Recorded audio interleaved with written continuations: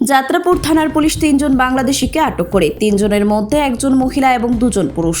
সংবাদ সংগ্রহ করতে যাত্রাপুর থানায় গিয়ে ওসি স্মৃতিকণ্ঠ বর্ধনের কাছ থেকে একান্ত সাক্ষাতে তিনি জানান, 15 ফেব্রুয়ারি রাত 11:30টায় খবর পেয়ে তড়িঘড়ি ছুটে গিয়ে থানার আনুমানিক প্রায় 6 কিলোমিটার দক্ষিণে নিদয়ার তিনডোবা চৌমুনিতে সংশ্লিষ্ট এলাকার কয়েকজন লোক তাদেরকে সন্দেহজনক ঘোরাঘুরি করতে দেখে আটক করেছে।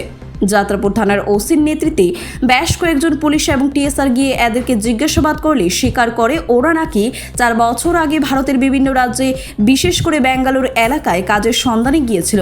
বর্তমানে বাড়ি যাওয়ার উদ্দেশ্যে ত্রিপুরা হয়ে একেবারে নিদয়া পঞ্চায়েত এলাকার তিনডোবা চৌমুনিতে আটক হয়ে যায় পুলিশ এবং পাবলিকের হাতে। যেখানে তারা অবস্থান করছিল এত গভীর রাতে ওখান থেকে 500 মিটার পশ্চিম দিকে কাঁটাতারের বেড়া। তার আগেই ধরা পড়ে যায় পাবলিক এবং পুলিশের হাতে। রাতে তাদেরকে থানায় নিয়ে আসে পুলিশ। তাদের বাড়ি বাংলাদেশের নজিয়াল জেলায়। ওসি জানিয়েছেন, এদেরকে জিজ্ঞাসাবাদ করে প্রাথমিকভাবে করা হয়েছে। আজকেই তাদের সোনামুড়া কোর্টে রিমান্ড চেয়ে শোপথ করা হবে। এদের বিরুদ্ধে একটি মামলা নেওয়া হয়েছে বলে ওসি জানিয়েছেন।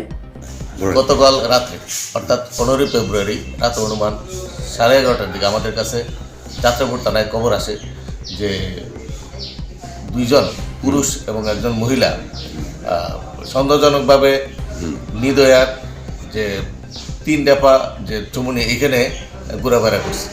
লোকাল পাবলিক এখানে আসে, তো খবরের ভিত্তিতে আমরা এখানে যাই এবং লোকাল পাবলিকের সহযোগিতায় 2 জন অপরিচিত, একজনের নাম হলো আজিজুল শেখ, আরেকজন আতিউল শেখ, আরেকজন স্বপ্না শেখ নামে মহিলা।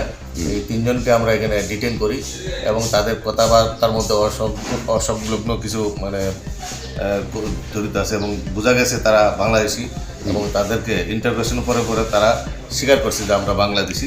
তারা এটাও স্বীকার করে গত 4 বছর আগে তারা ইন্ডিয়াতে আসছিল এবং বিভিন্ন জায়গায় তারা বেঙ্গালুরু এইসব বিভিন্ন জায়গাতে কাজ করছে এবং গতকালকে তারা বাংলাদেশ তাদের নিজের বাড়িতে যাওয়ার উদ্দেশ্যে, বাংলাদেশ তাদের বাড়ি নড়িয়াল ডিস্ট্রিক্ট বাংলাদেশে, তারা নিজের বাড়ির উদ্দেশ্যে যাওয়ার উদ্দেশ্যে এখানে আননোন কোনো কাউটের সহযোগিতা তারা বাংলাদেশ যাওয়ার চেষ্টা করছিল।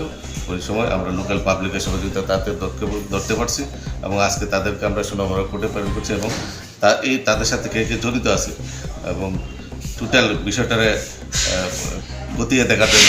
ব্যুরো রিপোর্ট, খবর জনস্বার্থে।